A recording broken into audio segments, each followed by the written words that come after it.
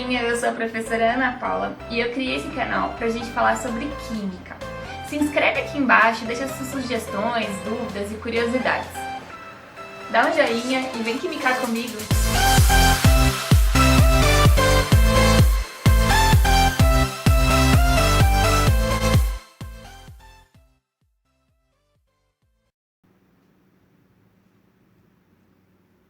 Oiê! Hoje vamos falar sobre geometria molecular.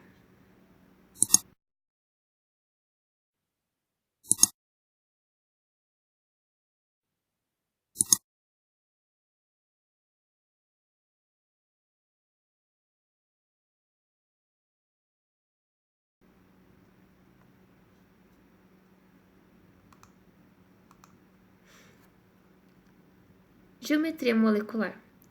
Com base na teoria da repulsão dos pares eletrônicos da camada de valência, que é a VSEPR, a organização dos átomos no espaço ao redor do átomo central é baseada na repulsão existente entre os pares de elétrons que ficam na camada de valência no átomo central. Dessa forma, os pares de elétrons se localizam o mais afastado possível um dos outros, a fim de evitar uma maior repulsão. Ao redor do átomo central, os pares eletrônicos ligantes e os não ligantes se repelem, tendendo a ficar tão afastados quanto possível uns dos outros. Com esse afastamento máximo, a repulsão entre os pares eletrônicos será mínima e, portanto, a estabilidade da molécula como um todo será máxima. Então, tudo isso acontece para que haja uma maior estabilidade da molécula, porque se os pares eletrônicos, tanto os ligantes quanto os não ligantes, eles estiverem muito afastados uns dos outros, isso vai gerar uma estabilidade da molécula.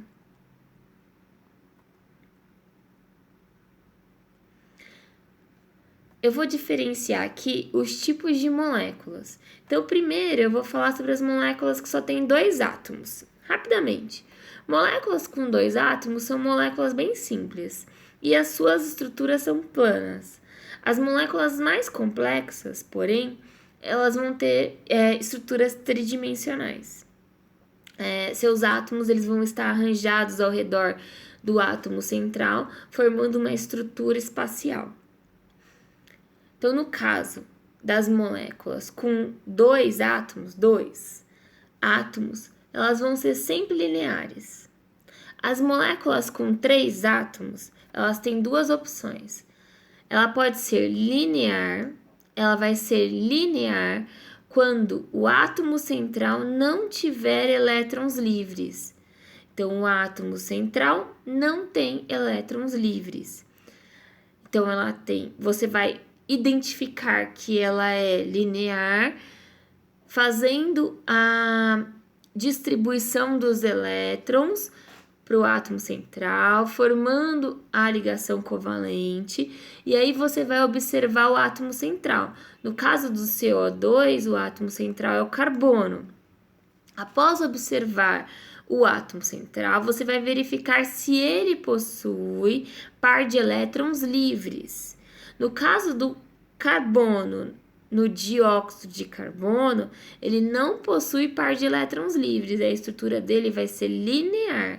Então, vão ser 180 graus de distância entre os ligantes. O oxigênio é um ligante e esse outro oxigênio também é um ligante. Com 3 átomos, moléculas com 3 átomos, elas podem ter estrutura angular. Ela vai ter estrutura angular quando o átomo central tiver 1 ou 2 pares de elétrons livres. Por exemplo, a água. Então, ao formar as ligações covalentes da água, a gente vai observar que o átomo central, no caso aqui o oxigênio, ele tem 2 pares de elétrons livres. Esses pares de elétrons livres, eles geram uma repulsão. Então, eles vão querer ficar bem distantes uns dos outros. Tanto par de elétron livre com par de elétron livre, eles vão querer ficar distantes, como também o par de elétrons livres com par de elétrons ligados. Então, eles todos tendem a ter uma repulsão, que é o que explica a teoria de repulsão. Essa estrutura, então, ela vai ter uma geometria angular. Com 4 átomos, a geometria ela pode ser trigonal plana. Ela vai ser trigonal plana quando não sobrar elétrons livres no átomo central. Exemplo, BH3. Então, no caso do boro, o boro ele faz uma ligação simples com cada um dos hidrogênios, essas são ligações covalentes, e aí ele forma essa estrutura que é a trigonal plana. O boro ele não tem par de elétrons livres e por isso ele forma essa estrutura. No caso de 4 átomos, mas de sobrar elétrons livres no átomo central, a geometria que nós teremos será pirâmide trigonal ou piramidal. O exemplo é o NH3. Ao realizar o compartilhamento de elétrons para atingir a teoria do octeto, a estabilidade de cada um dos átomos que formam essa molécula, no nitrogênio, que vai ser o meu átomo central, vai sobrar um par de elétrons livres. Esse par de elétrons livres gera repulsão, e essa repulsão faz com que a geometria seja piramidal.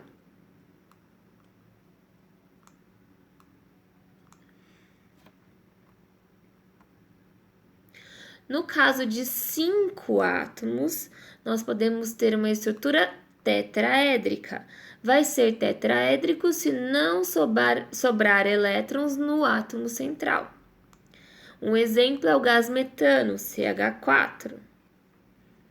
Então, o carbono, que é o átomo central, ele faz 4 ligações simples, cada ligação simples com um hidrogênio.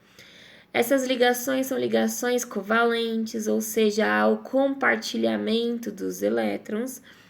E aí, como no carbono não há par de elétrons livres, essa estrutura vai ser a estrutura tetraédrica.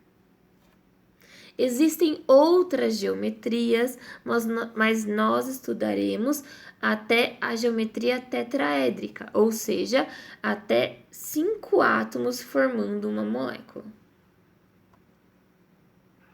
Então, resumindo, aqui eu tenho uma tabela que relaciona o número de átomos, a geometria e a característica do átomo central em relação a ter elétrons livres ou não. Então, no caso de ter 2 átomos, a geometria sempre será linear. No caso de ter 3 átomos, a geometria ela pode ser linear ou angular. Vai variar se o átomo central tiver par de elétrons livres ou não. Se o átomo central não tiver par de elétrons livres, a geometria vai ser linear. Se o átomo central possuir elétrons livres, a geometria vai ser angular. Com 4 átomos formando a molécula, nós também podemos ter 2 tipos de geometria. A trigonal plana, que é quando não tem par de elétrons livres, ou a piramidal, que é para quando tem elétrons livres. Por último, com 5 átomos formando a molécula, a geometria vai ser tetraédrica e essa geometria não tem par de elétrons livres. Espero que vocês tenham gostado. Qualquer dúvida, escreve aqui embaixo, inscreva-se no meu canal e vem química comigo.